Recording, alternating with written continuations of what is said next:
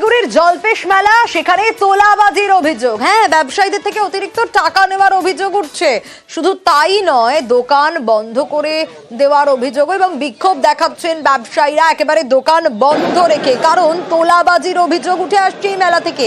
ঠিক কি ঘটেছে শান্তনু জানাতে পারবে।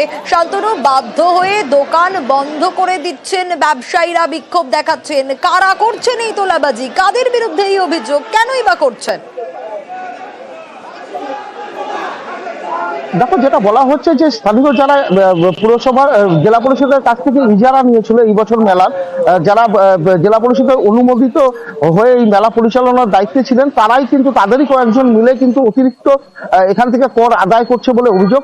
যেটা বক্তব্য ব্যবসায়ীদের, তারা অন্যান্য বছর যে টাকা বা যে দোকানঘর ভাড়া নিতে যে টাকা দিয়েছিলেন তার সাথে অনেক বেশি টাকা তাদের কাছে চাওয়া হচ্ছে, এবং মেলা কমিটিকে যে যে পরিষেবা দেওয়ার কথা ছিল, পানীয় জল থেকে শুরু করে শৌচাগার সমস্ত কিছু পরিষেবা দেওয়ার কথা ছিল, কিন্তু কোনো পরিষেবাই তারা দিচ্ছেন না, এবং অনুষ্ঠান সেই অর্থে না হওয়ার কারণে কিন্তু ব্যবসাও মার খাচ্ছে বলে ব্যবসায়ীদের অভিযোগ।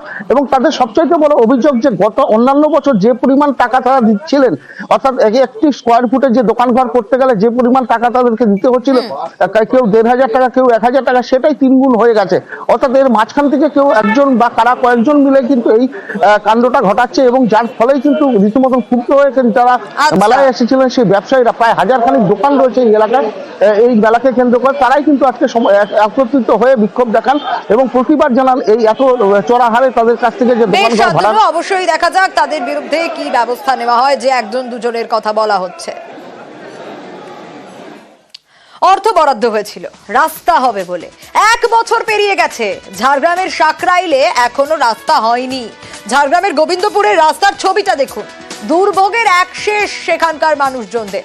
কেন এরকম অবস্থা, ঠিকাদাররা কি করলো, রাজুর কাছ থেকে জানবো। রাজু, 1টা বছর পেরিয়ে গেল, তাহলে ঠিকাদারের গাফিলতির জন্যই কি এরকম একটা অবস্থা? কারণ 1 বছর আগে তো মুখ্যমন্ত্রীর দপ্তরে নালিশ জানানো হয়েছিল, আর তারপরে রাস্তার অনুমোদন পাওয়া গেছিল। তারপর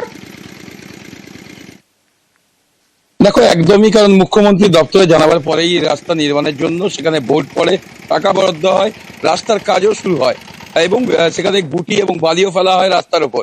তারপরেই হঠাৎ করে কাজ বন্ধ, রাস্তায় বোর্ড লাগানো রয়েছে, রাস্তাই হয়নি। আর এই নিয়ে স্থানীয় প্রশাসন এবং জেলা প্রশাসনকে জানিয়েছেন স্থানীয় মানুষজন, যেখানে বারবার বলার পরে রাস্তার কাজের জন্য মুখ্যমন্ত্রীকে নালিশ, এবং তারপরেই রাস্তা নির্মাণের জন্য বোর্ড পড়লো, টাকা বরাদ্দ হলো, তারপরেও কাজ হলো না। ইতিমধ্যে স্থানীয় মানুষের অভিযোগ, ঠিকাদার সংস্থা পালিয়ে গেছে। সেই জায়গায় ঠিকাদার সংস্থা পালিয়ে গেলে অন্য কোনো ঠিকাদারকে দিয়ে কেন কাজ করানো হলো না, বা জেলা প্রশাসন যে আধিকারিকরা রয়েছেন তারা কেন দেখভাল করলেন না? যেখানে সরকার টাকা দিচ্ছে, অথচ সেই সরকারি টাকা বরাদ্দ হচ্ছে এবং নষ্ট হচ্ছে। এখানে প্রশাসনের এক অংশের গাফিলতির অভিযোগ উঠছে। বেশ, এ তো একরকম ছবি দেখলেন, এবার দেখাবো বারুইপুরের একটা ছবি। পাইপলাইন বসাতে রাস্তা খোঁড়া হলো, কিন্তু তারপর তো সারাই করা হবে না, রাস্তা আর সারাই হলো না, আর তাতে ঠিক এরকম অবস্থা তৈরি হয়েছে। একেবারে দুর্ভোগের এক শেষ, আর তার জেরেই এবার মানুষ প্রতিবাদ করছে। অর্পণ রয়েছে আমার সঙ্গে। অর্পণ, যে ছবি আমরা দেখতে পাচ্ছি, পাইপলাইন বসাতে রাস্তা খোঁড়া হলো, ভালো কথা, কিন্তু তারপর তো সারিয়ে দেওয়া হবে, সেটা আর কেন করা হলো না? এখানেই প্রশ্ন, স্থানীয় মানুষজন এখানেই প্রশ্ন তুলেছেন, এবং দীর্ঘদিন ধরে তারা অসহ্য ধুলো, যে ধুলো এলাকায় পুরো ধুলোয় মুড়ে গেছে, এবং সেখানে তার জন্য কিন্তু স্থানীয় মানুষজন তারা ঘরবন্দি হয়ে যাচ্ছেন, এবং বিভিন্ন সময় বিভিন্নভাবে দুর্ঘটনা ঘটছে, এবং তারাই তার পরিত্রাণ চাইতে তারা রাস্তা অবরোধ করলো। রাস্তায় গাছের গুঁড়ি, গাছের ডাল ফেলে তারা রাস্তা অবরোধে সামিল হলেন, এবং সেখানে বারুইপুর থানার পুলিশ ঘটনাস্থলে এলেন। সেখানে আসার পরেও তারা রাস্তা অবরোধ তোলেননি। এরপরে পিএইচই দপ্তরে যারা রয়েছেন তারা ঘটনাস্থলে আসার পর রাস্তা দুদিনের মধ্যে কমপক্ষে সেই ধুলো যাতে না হয় সেই কারণে সেখানে জল দেওয়ার কাজ, এবং সেখানে জল দেওয়ার দিনে 2বার জল দেবেন বলেছেন তারা রাস্তার উপরে, এবং শীঘ্রই সেই রাস্তা অবশ্যই নজর থাকবে, দেখা যাক কবে ঠিক হয়। মাটি চুরির অভিযোগ, আক্রান্ত নেতার বাইকে রীতিমতো লাথি মারা হয় বলে অভিযোগ, হেলমেট খুলে নেওয়ার হুমকি স্থানীয়দের। আগে ছবিটা দেখাই, ভাইরাল ভিডিও দেখুন। আচ্ছা ঠিক আছে, কাঠগড়ায় তৃণমূলের প্রাক্তন ব্লক সভাপতি, কিন্তু ঠিক কি ঘটেছে দীপকের কাছ থেকেই জানবো। দীপক, ঠিক কি ঘটেছে? মাটি চুরির অভিযোগ, আর কি ঘটনা? এভাবে কেন এরকম একটা পরিস্থিতি তৈরি হলো?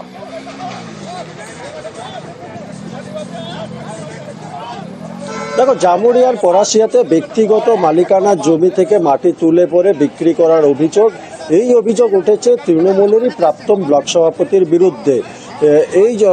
যখন এই কথা জানতে পারে কি ওই ব্যক্তিগত জমির মালিক আজ সকালে, তখন ঘটনাস্থলে যায় এবং দেখতে পায় কি ট্র্যাক্টর লাগিয়ে পরে তার জমি থেকে মাটি তুলে নেওয়া হচ্ছে। এবং সেই ট্র্যাক্টরের চালককে জিজ্ঞাসাবাদ করলেই তার নাম বলা হয় কল্যাণ ঘোষ, প্রাক্তন ব্লক সভাপতি জামুরিয়া 2 নম্বর ব্লকের। তিনি এই মাটি তোলার জন্য বলেছেন। এই মাটি যাবে কোথায়? মাটি যাবে ইট ভাটায়। তাইলে চুরি করা মাটি দিয়ে মাটি চুরির অভিযোগ উঠেছিল প্রাক্তন ব্লক সভাপতির বিরুদ্ধে, এমনটাই অভিযোগ করেছেন ওই ব্যক্তিগত জমির মালিক। কিন্তু এই অভিযোগ মানতে নারাজ প্রাক্তন ব্লক সভাপতি। তিনি জানাচ্ছেন কি তিনি ট্র্যাক্টর ভাড়া দিয়েছেন, কোনো মাটি চুরি করেননি, তাকেই আক্রান্ত শিকার হতে হয়েছে এই ঘটনাস্থলে।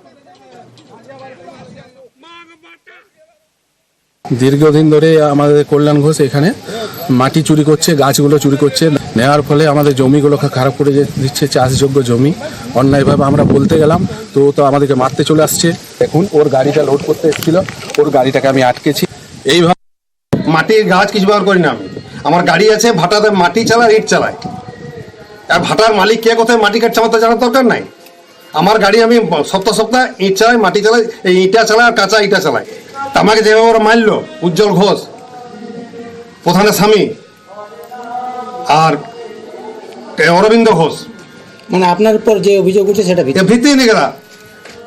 আমি মাটির নিয়ে কি করবো নাকি? এদিকে খড়িবাড়ি মেচি নদী থেকে বালি সাফ হয়ে যাচ্ছে কিভাবে? খবর পেয়ে অভিযানে নামে তাই ভূমি রাজস্ব দপ্তর, আর বালি বোঝাই 3টি ট্রাক্টর বাজেয়াপ্ত। আরো বিস্তারিত বিশ্বজিৎ জানাতে পারবে। বিশ্বজিৎ, ইতিমধ্যে অভিযান তো চালানো হলো, কিন্তু কেন, কারা এই কাজ করছিল সে বিষয়ে কিছু জানা গেল?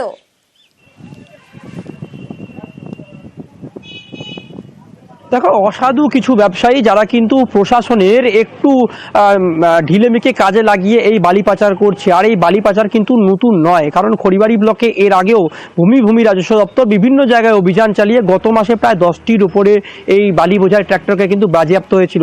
প্রায় 7 থেকে 8 জনকে অবধি আটক করা হয়েছিল। আজও দেখা গেল যে ওত পেতেছিল এই ভূমি রাজস্ব দপ্তর, এবং সেখানেই ধরা মিলল এই তিনটি বালি বোঝাই ট্র্যাক্টর, যার মধ্যে 2টি ট্র্যাক্টরকে প্রথম অবস্থায় কিন্তু তাদের কাছে চালান পেয়ে তাদের ছেড়ে দেওয়া হয়, কিন্তু একটি ট্র্যাক্টরকে কোনোভাবে তাদের কাছে কোনো নথিপত্র না পাওয়া যায়, তাদের কিন্তু পানি ট্যাঙ্কি পুলিশের হাতে তুলে দেওয়া হয়। মূলত বালি পাচার কিভাবে রোকা যায় তার জন্য ভূমি রাজস্ব দপ্তর বিভিন্ন জায়গায় কিন্তু স্পট ফাইন যেমন করছে, তেমনি কিন্তু অভিযান চালানো হচ্ছে। এবং ভূমি রাজস্ব যিনি আধিকারিক রয়েছেন তিনি বলছেন বিভিন্ন সময় তারা পুলিশকে সঙ্গে নিয়ে বিভিন্ন নদীঘাট এলাকায় অভিযান চালানো। আর অন্যদিকে নির্মাণ হয়ে যাচ্ছে, পুরসভায় স্থগিতাদেশ কিন্তু রয়েছে, আর তা সত্ত্বেও বিজেপির তরফ থেকে নির্মাণ। জলপাইগুড়ির ডিবিসি রোডে নির্মাণে বিতর্ক তৈরি হয়েছে। ঠিক কি ঘটেছে শান্তনু জানাতে পারবে। শান্তনু, বিজেপি অফিসের 8 কাঠা জমিতে এই নির্মাণ, এখানে তো পুরসভার স্থগিতাদেশ রয়েছে, তাহলে কেন হচ্ছে নির্মাণ? দেখো, 5 বছর আগে অর্থাৎ 2000 সালেও কিন্তু এখানে স্থগিতাদেশ জারি করেছিল পুরসভার তরফ থেকে। কারণ হচ্ছে এখানে এই জমির উপর একটা অভিযোগ ছিল যে পাশেই ওয়াকফ সম্পত্তি রয়েছে, এই জমিটির মধ্যে ওয়াকফের কিছু জমি রয়েছে, সেই কারণে কিন্তু স্থগিতাদেশ দিয়েছিল পুরসভা। তার ফলে কিন্তু বিজেপি তার যে পরিকল্পনা ছিল নির্মাণ কাজে সেটা স্তব্ধ হয়েছিল, বন্ধ রাখা হয়েছিল। কিন্তু সম্প্রতি সেখানে আবার নির্মাণ কাজ করা হয়েছে, এবং পুরসভার যেটা বক্তব্য, যে অভিযোগ সামনে আসছে তাতে কোনো রকম অনুমতি পুরসভার তরফ থেকে নেওয়া হয়নি, যেটা পুরো আইন অনুযায়ী বেআইনি।